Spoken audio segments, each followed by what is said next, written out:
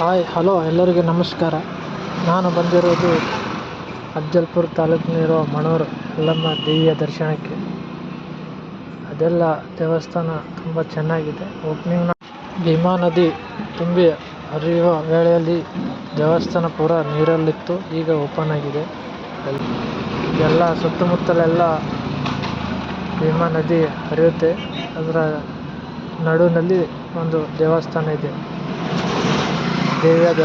ದೇವಿಯ ಒಂದು ದೇವಸ್ಥಾನ ಇದೆ. ಇಲ್ಲಿ ಶುಕ್ರವಾರ ತುಂಬ ರಶ್ ಇರುತ್ತೆ. ಅಂದರೆ ಈಗ ನಾನು ಬಂದಿರೋದು ಅಷ್ಟೇನು ರಶ್ ಅನ್ನಿಸ್ತಾ ಪ್ರವಾಹ ಬಂದು ಹೋದಾಗಿಡೋದರ ಪಬ್ಲಿಕ್ ಕಡಿಮೆ ಆಗಿದೆ. ಇಲ್ಲೆಲ್ಲ ಲೈನ್ ಇದೆ. ಲೈನಿಗೆ ನಿಂತು ದರ್ಶನ ತಗೋಬೇಕು. ತುಂಬ ರಶ್ ಇದೆ. ನೋಡ್ತಾ ಇದ್ದೀರಲ್ಲ, ಯಲ್ಲಮ್ಮ ದೇವಿ ದೇವಸ್ಥಾನ. ಇದು ಮುಖ ದರ್ಶನ ಮಾಡಬೇಕಂದ್ರೆ ಈ ಕಡೆ ಹೋಗ್ಬೇಕು, ರೈಟ್ ಸೈಡಲ್ಲಿ. ಇಲ್ಲಿ ಮುಖ ದರ್ಶನ ಆಗುತ್ತೆ. ಹೊರಗಡೆ ತೆಂಗಿನಕಾಯಿ ಹೊಡೋ ಸ್ಥಳ. ಇಲ್ಲಿ ಬೋಟಿಂಗ್ನು ಇದೆ. ಬೋಟಿಂಗ್ನು ಮಾಡ್ಬೋದು.